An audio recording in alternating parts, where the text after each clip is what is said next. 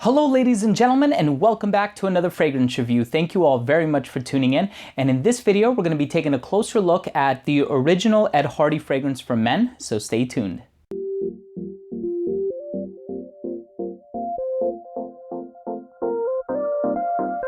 Now this fragrance was released in 2008. It has a very simple note breakdown. You're going to have clary sage, musk, amber, and citrus, a few different citrus notes listed in the note breakdown.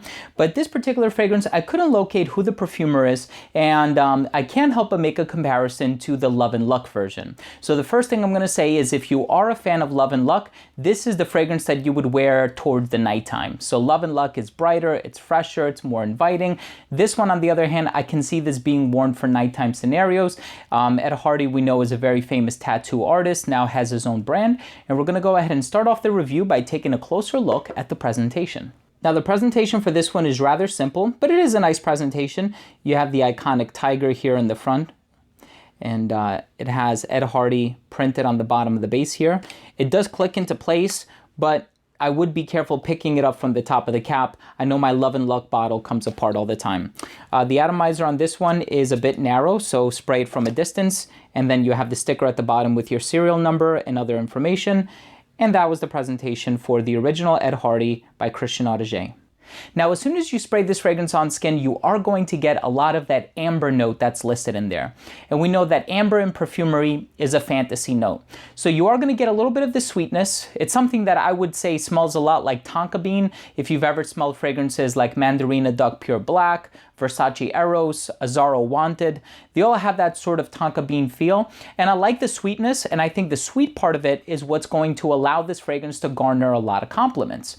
Now, in full disclosure, I'm not a huge fan of the scent. I just feel like it's very underdeveloped. I feel like it's missing a lot of elements.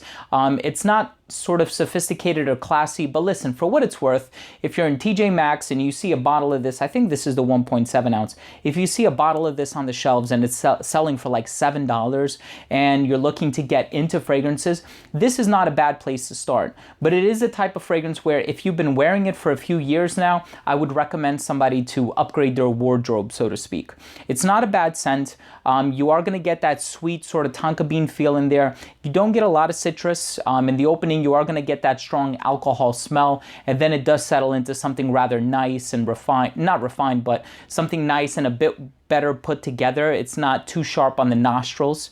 But overall, I think it's, for what it's worth, it's a decent scent. I think it's a nice scent to wear at nighttime. Like I said, you have the fresher counterpart, which is Love and Luck. I actually have a couple bottles of that. That's another fragrance I'm not a huge fan of. They all seem to be rather simply constructed. They're kind of linear. You can tell that not a lot of thought was put into it, but the overall smell is pleasant. So to an undiscerning nose, I think they're gonna like it. You know, you are gonna get compliments. It's gonna do pretty well for you. And you can get away with telling people you're wearing something higher end, and I don't think they're gonna second guess you to an undiscerning nose. But if it's somebody who has experience with fragrances, somebody who has smelled the Dior's, the Versace's, the Chanel's, I think this one is going to be like, it smells like you're wearing something that was probably really affordable. So it does give off that vibe about it. I think you are going to get compliments in terms of scenarios. I think this is a good scent to wear maybe dressed up in a shirt and tie. You can wear it casually just because it's so inexpensive. And then I would probably save this one for the colder months as well. Let's go ahead and finish off the review by taking a look at my rating. First up, we have uniqueness and overall smell. And while the overall smell is pleasant, it's nothing that's groundbreaking or earth-shattering. Like, it didn't really wow me too much. And the overall smell, in addition to it being, you know, pleasant, I do think it's a bit linear and underdeveloped, and it was a bit underwhelming for my taste. As far as longevity on this one, it's decent. You're gonna get about 5 hours, so for an eau de toilette, it's probably what you would expect.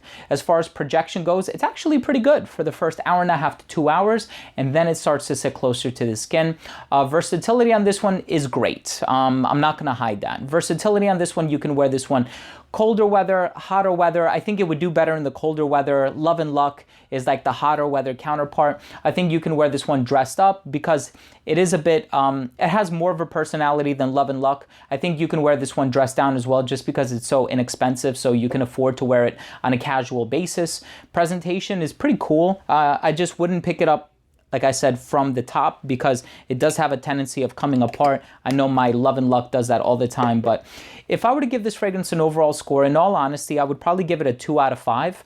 Again, it's not a bad scent, and if you're just getting into fragrances, or say, you know, it's right around the holidays, you find yourself in a Marshall's or a Winners or a TJ Maxx or something like that, and you want to buy a gift for a loved one, whether it be a younger brother or whatever, I think this would make a really good gift. But at the end of the day, it is a rather simple scent. There isn't a lot going on in here. It's a pleasant scent, but it's one that, if you're into the game and you want to wear a fragrance that's really going to get you noticed, something that's complex, something that's built really well, there are so many other fragrances that I would recommend you buy for a better value too. So that was my review on the original Ed Hardy by Christian Audigier. If you own or have tried this scent, I'm very interested to know what you think. And at the end of the day, you know, these are just my opinions. So I have over 600 fragrances in my collection. I have smelled thousands of fragrances, and I can tell you that this one is a nice scent. It just didn't wow me.